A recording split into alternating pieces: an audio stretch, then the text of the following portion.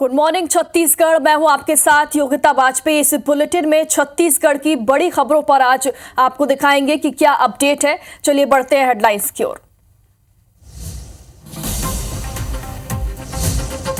दिल्ली में आज भाजपा संगठन चुनाव पर बड़ी बैठक। CM Vishnudeo Sai, deputy CM और प्रदेश अध्यक्ष होंगे शामिल।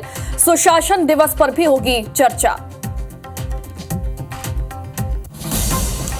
दिल्ली में हुआ इन्वेस्टर्स कनेक्ट मीट का आयोजन। छत्तीसगढ़ सरकार को मिला 15,184 करोड़ के निवेश का प्रस्ताव। सीएम साय ने दी नई औद्योगिक नीति की जानकारी। सुकमा में गोमगुड़ा कैंप पर नक्सलियों ने की फायरिंग। नक्सलियों ने दागे बीजीएल, 2 जवान घायल।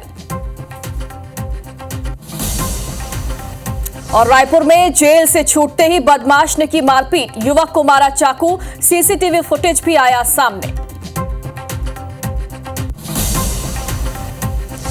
मशहूर फिल्म निर्माता श्याम बेनेगल का निधन। मुंबई के एक निजी अस्पताल में ली अंतिम सांस। श्याम के नाम सबसे ज्यादा 8 बार नेशनल अवार्ड जीतने का रिकॉर्ड।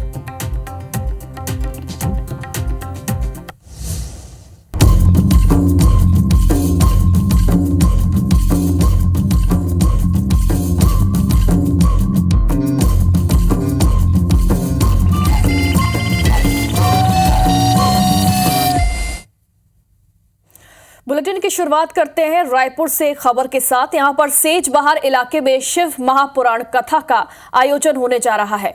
मशहूर कथावाचक पंडित प्रदीप मिश्रा शिव महापुराण कथा का वाचन करेंगे, जिसकी सभी तैयारियां पूरी कर ली गई हैं। IBC 24 संवाददाता तहसीन जैदी ने आयोजन स्थल का जायजा लेने के साथ ही आयोजन समिति के सदस्यों से खास बातचीत की। विख्यात पंडित प्रदीप मिश्रा जी सीहोर वाले जो हैं वो रायपुर पहुंच चुके हैं और श्री शिव महापुराण कथा के लिए यहां पहुंचे हैं 2 दिन पहले से, क्योंकि आयोजन जो है 24 तारीख से है। और भक्ति का आलम ये है कि भक्त जो हैं वो यहां पहुंच चुके हैं। सिर्फ छत्तीसगढ़ से ही नहीं, मध्य प्रदेश, उड़ीसा, महाराष्ट्र और देश के कई राज्यों से यहाँ पहुँचे हैं। बात करने के लिए हमारे साथ आयोजक समिति के लोग हैं, हम उनसे बात करते हैं। कब से कब तक ये आयोजित किया गया है और किस तरीके की तैयारियां की गई यहाँ पे? यह जो कार्यक्रम है ये 24 तारीख से 30 तारीख तक के चलेगा। 2 बजे से 4 बजे तक के कथा का टाइमिंग रहेगा। कि यहाँ पे जो है कोई अंदर दुकान नहीं है ना, और पार्किंग नहीं है। पूरी जो स्पेस छूटा हुआ है वो पूरे श्रोताओं के लिए छूटा हुआ है। यहाँ पे अगर बात करें तो भक्त जो हैं, क्योंकि आज पंडित जी यहाँ पहुँचे और उससे पहले से लोग यहाँ आए हैं, तो कहाँ से लोग आए, कुछ अनुमान? यहाँ तो यूपी, बिहार, बंगाल, उड़ीसा, सारे प्रांत के लोग मेरे को यहाँ पे दिखे हैं। तो आपने सुना कि यहाँ पे तैयारियाँ जो हैं पूरी कर ली गई हैं, अंतिम चरणों में हैं। और अगर बात करें तो यहाँ पे सुरक्षा के व्यापक इंतज़ाम किए गए हैं। ख़ास तौर से पुलिस ने, यहाँ की यातायात पुलिस ने एक एडवाइजरी भी जारी की है, क्योंकि सेजबहार इलाका जो है वो दूसरे ज़िलों को भी जोड़ता है। तो उसके लिए कथा के समय बाहरी वाहनों का प्रवेश जो है पूरी तरह से यहाँ पे प्रतिबंधित किया गया है। कैमरामैन संजीव सिन्हा के साथ तहसीन जैदी, IBC 24 रायपुर। और अब छत्तीसगढ़ की वो खबर जिसने सरकारी कामकाज पर कई सवाल खड़े किए और साथ ही एक बड़े घोटाले का उजागर भी इससे हुआ है। जगदलपुर में महतारी वंदन योजना में गड़बड़ी सामने आने के बाद अब एक्शन लगातार हो रहे हैं। बॉलीवुड एक्ट्रेस सनी लियोन के नाम पर योजना का खाता चला रहे वीरेंद्र जोशी को गिरफ्तार किया गया है। बस्तर कलेक्टर ने आंगनबाड़ी कार्यकर्ता वेदमाती जोशी को भी बर्खास्त कर दिया है, जबकि परियोजना अधिकारी ज्योति मथुरानी और आंगनबाड़ी पर्यवेक्षक प्रभा नेताम को निलंबित कर दिया गया है। और इसके साथ ही तत्कालीन जिला कार्यक्रम अधिकारी को नोटिस जारी किया गया है और उनसे स्पष्टीकरण मांगा गया है। कलेक्टर ने इसके साथ ही टालनार गांव में 3 अन्य अपात्र खाता धारकों के खाते भी सीज करने के निर्देश दिए हैं। बता दें कि जब से महतारी वंदन योजना में गड़बड़ी की बात सामने आई, प्रदेश में जमकर सियासत भी हो रही है। तो महतारी वंदन योजना को लेकर किस तरीके से ये बड़ी गड़बड़ी सामने आई, ये लगातार इस पर अपडेट आपको दे रहे थे। और कल जो है, जो खाता धारक है जिनके खाते में ये राशि जा रही थी, हर महीने 1000 रुपए वीरेंद्र नाम के एक व्यक्ति के खाते में जा रहे थे, उनको गिरफ्तार किया गया। और साथ ही वो आंगनबाड़ी पर्यवेक्षक जिनकी लापरवाही से ये पूरा कारनामा हुआ है, उनको भी नोटिस जारी किया गया, उन्हें भी निलंबित कर दिया गया। ज्यादा जानकारी के लिए हमारे सहयोगी नरेश मिश्रा हमारे साथ लाइव जुड़ गए हैं जगदलपुर से। नरेश, कल भी हम बातचीत कर रहे थे कि कौन है वो लापरवाह लोग जिन्होंने ये लापरवाही बरती है, उन पर एक्शन लिया गया नहीं, और अब लगातार एक्शन इस मामले में लिए जा रहे हैं। वो व्यक्ति भी सामने आ गया है जिसके खाते में ये रकम जा रही थी, और साथ ही साथ आंगनबाड़ी कार्यकर्ता हैं, उन्हें भी निलंबित कर दिया गया है। और क्या एक्शन लिए गए इस मामले में? देखिए, अभी भी जांच का सिलसिला तो जारी है और ऐसा लगता है कि लापरवाही का स्तर इन सब तक ही नहीं था। ये तो एक तरह से पर्यवेक्षक थे, इन्हें देखना था कि इनके जो दर्ज खातों से जो जानकारी जा रही है उन पर इनको नज़र रखना था, वेरिफिकेशन करना था। लेकिन असल में डाटा एंट्री स्तर पर और जो जिला कार्यक्रम अधिकारी जिनसे स्पष्टीकरण मांगा गया है, उनके दफ्तर से भी इस तरह की गड़बड़ी, जो मुख्य रूप से जहां सीडिंग होनी थी, जहां से डॉक्यूमेंट्स प्रॉपर तरीके से अपडेट होने थे, वहां पर भी कहीं ना कहीं लापरवाही आई है। और जो वेदमती कश्यप आंगनबाड़ी कार्यकर्ता थी, उनको बर्खास्त किया गया है, एक पर्यवेक्षक को निलंबित किया गया है, और जो वर्तमान में जो प्रभारी हैं बस्तर विकास खंड के, उनको भी महिला बाल विकास विभाग के, उनको भी निलंबित कर दिया गया है। तो ये बड़ी कार्रवाई ज़रूर की गई है, पर ऐसा लगता है कि सिर्फ इस दायरे तक ही बात नहीं है, क्योंकि आंगनबाड़ी कार्यकर्ता ने IBC से बात करते हुए साफ तौर पर कहा था कि उनकी जानकारी में ही नहीं है और उनको रिकॉर्ड में फॉर्म दिया ही नहीं गया। और जब ये नाम फॉर्म आया था तो उन्होंने पर्यवेक्षक को अलर्ट किया था कि इस नाम की कोई महिला है ही नहीं और ये किसी एक्टर का नाम लगता है। बावजूद इसके 10 महीनों तक इस खाते पर पैसा जाता रहा है। और क्योंकि जांच के बाद FIR भी दर्ज कर दी गई है पैसे ट्रांसफ़र को लेकर, लीगल शासकीय धन के उपयोग को लेकर, इस वजह से इस मामले में भी जिसके खाते में पैसे जा रहे थे, उसे वीरेंद्र जोशी को, जिसके खाते में पैसे जा रहे थे, उसे भी गिरफ्तार कर लिया गया है। बिल्कुल नरेश, गड़बड़ी तो इसे कहेंगे ही कि महतारी वंदन योजना, जो कि छत्तीसगढ़ की एक महती योजना है, उसमें इस तरीके से गड़बड़ी की गई है। हालांकि और भी नाम अब इसमें सामने आ सकते हैं, जैसा कि आप बता रहे हैं, लगातार इसमें कार्रवाई जारी है। बहुत बहुत शुक्रिया आपका तमाम जानकारी के लिए, और बने रहिएगा हमारे साथ। चलिए आगे बढ़ते हैं। बीजापुर से एक बड़ी खबर है। यहां पर कैंप वाटेवागू की स्थापना के बाद जवानों ने बड़ी कार्रवाई की है। जवानों ने आईडी के जरिए ब्लास्ट कर नक्सलियों के 50 फीट से ज्यादा ऊंचे स्मारक को ध्वस्त कर दिया है। नक्सलियों ने टर्रेम थाने के, आपको बता दें कि एक गांव में ये स्मारक बनाया था। नक्सलियों ने ये स्मारक अपने सीनियर लीडर राजू उर्फ हर गोपाल के नाम से 2021 में बनाया था, जिसके बाद जवानों की टीम ने कोमटपल्ली जंगल पहाड़ में सर्चिंग की, जिसमें नक्सलियों की ओर से डंप हथियार बनाने की machine, gas welding machine, oxygen cylinder, 3 खाली मैगजीन, 8 राइफल, सीलिंग सहित कई नक्सल सामग्री बरामद की गई। ये दोनों कार्रवाई STF, DRG और CRPF की संयुक्त टीम ने की है। तो सबसे बड़ा नक्सली इमारत जो स्मारक है वो जमींदोज किया गया है। बीजापुर में ये बड़ी कार्रवाई की गई है।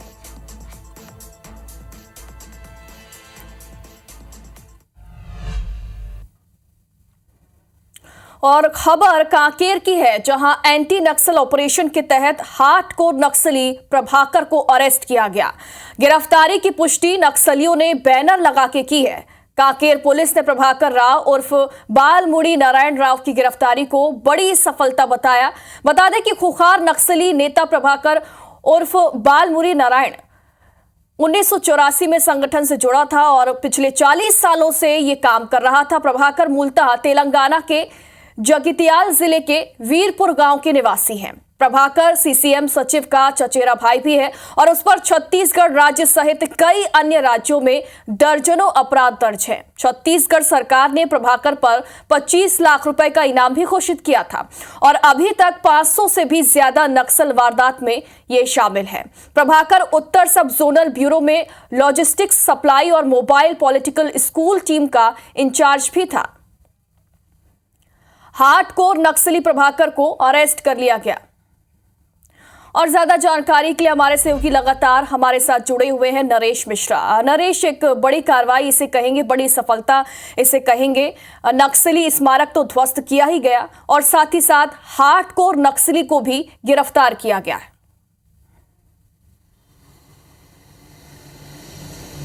जी हाँ, देखिए, दो बड़ी सफलताएं हैं बीजापुर और सुकमा में, क्योंकि अब इस समय नए कैंप खोलने के बाद लगातार फोर्स अंदर इलाकों में ऑपरेशन कर रही है। और ये इसलिए भी महत्वपूर्ण है कि अब तक छत्तीसगढ़ में जितने भी बड़े स्मारक बरामद किए गए हैं उनमें ये सबसे लंबा स्मारक है साइज के अनुसार। और इसमें जो डीआरजी के साथ एसटीएफ बीजापुर जिले के एसपी और एसटीएफ महेंद्र सिंह की टीम थी यहाँ पर मौजूद, और इन लोगों ने इसको आईडी को ब्लास्ट करके तोड़ा है। अक्की राजू जो DKZC के बड़े सीनियर कमांडर हुआ करते थे इस क्षेत्र में और उनकी मौत हुई थी, उसके याद में नक्सलियों ने स्मारक बनाया था। तो एक नक्सल ऐसा क्षेत्र जहां पर इतना बड़ा 62 फीट के करीब इसका लंबाई बताई जा रही है, तो आप समझिए कि कितना कोर क्षेत्र था जहां ये ऑपरेशन कर पुलिस ने अपना दबदबा कायम करना शुरू किया है इस स्मारक को गिराकर। वहीं दूसरी तरफ कांकेर की जो खबर है वो तो काफ़ी बड़ी है, क्योंकि लंबे समय से इस नक्सली के खिलाफ पुलिस तलाश कर रही थी। और जो गणपति, बसव राजू और साथ ही नारायण राव को 2013 में NIA ने भी इन 3 टॉप नक्सल्स को सर्च ऑफ इनके खिलाफ इनाम एक तरह से घोषित कर रखा था। कोई भी जानकारी मिलने पर इनके लिए इंटेलिजेंस पर ही 15 लाख का इनाम था। ये खुद तो 25 लाख के छत्तीसगढ़ में इनामी है। तो आप कल्पना कीजिए कि जो 6 राज्य हैं नक्सल प्रभावित, उसका ये मेजर अर्बन नेटवर्क का हिस्सा था ये नक्सली। तो पुलिस के लिए कितनी बड़ी सफलता होगी कि टॉप मोस्ट लीडर्स के नंबर 2 या 3 क्रम के सक्रिय जो नक्सली जिसने सबसे शीर्ष नेताओं के साथ काम किया है, उसकी गिरफ्तारी कांकेर पुलिस ने कर दिखाई है। बिल्कुल नरेश, और राज्य सरकार का जो लक्ष्य है 2026 तक छत्तीसगढ़ को नक्सल मुक्त करना है, ये जो अभियान है, ये जो लक्ष्य है, इसे पूरा करने के लिए लगातार बड़े ऑपरेशंस किए जा रहे हैं और उसमें सफलता भी हासिल हो रही है। बहुत बहुत शुक्रिया आपका तमाम जानकारी के लिए। चलिए आगे बढ़ते हैं। रायपुर में बदमाश कैसे बेखौफ हो गए हैं, ये आपको दिखाते हैं एक तस्वीर। जेल से छूटते ही बदमाश ओम दुबे ने चाकू मारा है। देर रात युवक के साथ मारपीट के बाद चाकूबाजी हुई है। हैप्पी रांगी समेत कई बदमाशों के साथ मिलकर मारपीट की गई, जिसका वीडियो भी सामने आया। बदमाशों ने मारपीट के बाद भी लूट की है। पुरानी बस्ती थाना क्षेत्र का ये पूरा मामला बताया जा रहा है। छत्तीसगढ़ की राजधानी रायपुर में बदमाश कितने बेखौफ हैं, इस तस्वीर से आप समझिए। कभी फायरिंग की जाती है, कभी खुलेआम पुलिस को चुनौती दी जाती है। और अब देखिए, जेल से छूटा एक बदमाश है जो जेल से छूटने के बाद भी कारनामे करते हुए यहां पर नजर आ रहा है। बदमाश ओम दुबे बताया जा रहा है, जिसने जेल से छूटते यहां पर चाकूबाजी की घटना को अंजाम दिया।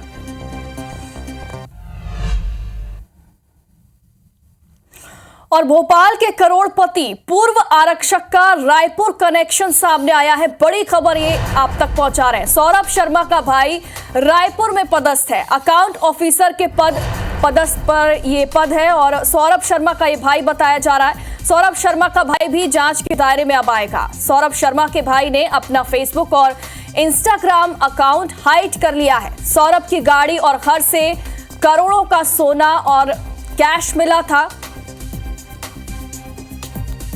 भोपाल का ये पूर्व आरक्षक है जिसके यहां से कई, आपको बता दें कि सोने की सिल्लियां, चांदी के सिक्के यहां से बरामद हुए थे और बड़ी मात्रा में कैश भी यहां से बरामद किया गया था। और अब इस पूरे मामले का रायपुर कनेक्शन यानी कि छत्तीसगढ़ कनेक्शन भी सामने आ रहा है। बताया जा रहा है कि जो सौरभ का भाई है वो रायपुर में ही पदस्थ है।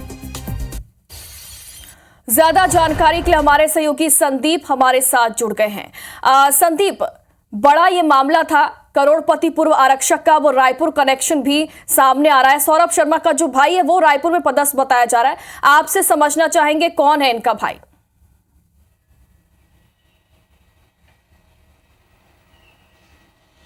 देखिए, सौरभ शर्मा के खिलाफ एक जो शिकायत भी हुई थी, जो वकील ने की थी, उसमें एक तो ये बताया गया था कि इसकी अनुकंपा नियुक्ति फर्जी है या गलत है, क्योंकि इसका एक भाई जो है वो अकाउंट ऑफिसर के पद पर, डिप्टी डायरेक्टर फाइनेंस के पद पर छत्तीसगढ़ में पदस्थ है।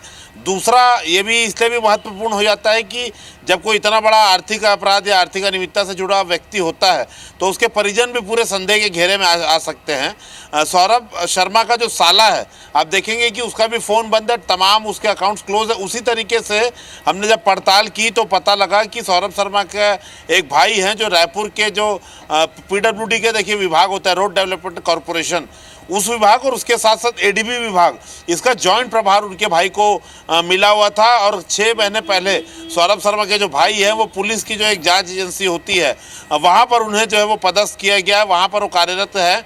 अभी हमने जब उन विभाग के चीफ से बात करी तो उनका ये कहना है कि अधिकृत रूप से उन्हें ED से अभी तो कोई चिट्ठी या नोटिस नहीं आया है, इसलिए वो अभी इसे लेकर कोई अधिकृत बयान नहीं दे पाएंगे। लेकिन हमने तमाम सोर्सेज से ये कंफर्म कर लिया कि सौरभ शर्मा के भाई रायपुर में ही बहुत महत्वपूर्ण विभाग के बड़े अकाउंट ऑफिसर के पद पर पदस्थ हैं। और आपको बता दें कि सौरभ शर्मा के जो भाई है उनका रायपुर में जो PWD विभाग में कार्यरत थे उस पर 1 करोड़ रुपए के गबन का भी एक आरोप था, तो उसमें भी जांच चल रही है। अब देखिए संदेह के घेरे में क्यों आ रहे हैं, क्योंकि हमने उनका जितना भी सोशल मीडिया का अकाउंट है, चाहे वो फेसबुक हो अकाउंट हो, चाहे लिंक्डइन हो, चाहे इंस्टाग्राम, वो बहुत ज़्यादा शौकीन थे गाना गाने के और तमाम पार्टीज़ के। उनकी एक पत्नी ने भोपाल में क्लब भी शुरू किया था, तो उससे पूरी जानकारी जो है वो नेट से निकाल ली गई है। आप उनके नाम से अगर फेसबुक में, इंस्टाग्राम में कहीं भी सर्च करेंगे तो तमाम उनके जो अकाउंट है या तो हाइड है या डिलीट कर दिए गए हैं। जिस प्रकार से सौरभ शर्मा के साले की बात कर लीजिए या दूसरे रिश्तेदारों की बात आप करेंगे तो सभी के सोशल मीडिया अकाउंट जो है पूरे तरीके से बंद है। उसी तरह से रायपुर में जो उनका भाई पदस्थ है वो उसके भी अकाउंट जो है वो पूरे तरीके से हटा दिए गए हैं। अधिकृत जैसे ही कंफर्म होगा हम नाम और तस्वीर सारी चीज़ों के साथ उसको लेकर अपडेट करेंगे। लेकिन अभी के लिए आपको बता दूं कि उनके भाई CGRDC और ADB में सीनियर अकाउंट ऑफिसर के पद पे पदस्थ थे। अब उसके बाद 6 महीने पहले उन्हें सीनियर डिविजनल अकाउंट ऑफिसर के पद पर पदस्थ किया गया है। चूँकि अब देखिए सर्विस रिकॉर्ड में पिता का नाम, माता का नाम रहता है, भाइयों का नाम का डिटेल रहता नहीं है और विभाग के अधिकारी भी इस मामले में कुछ कहने से बच रहे हैं। लेकिन IBC 24 टीम ने भोपाल के साथ साथ रायपुर से भी इस जानकारी को कन्फर्म कर लिया है। जी बिल्कुल संदीप, जैसा कि आप बता रहे हैं कि धीरे धीरे जांच और आगे बढ़ेगी और इनके जो भाई हैं जब ये जांच के दायरे में आते हैं तब और भी ज्यादा खुलासे हो सकते हैं। फिलहाल बहुत बहुत शुक्रिया आपका तमाम जानकारी के लिए।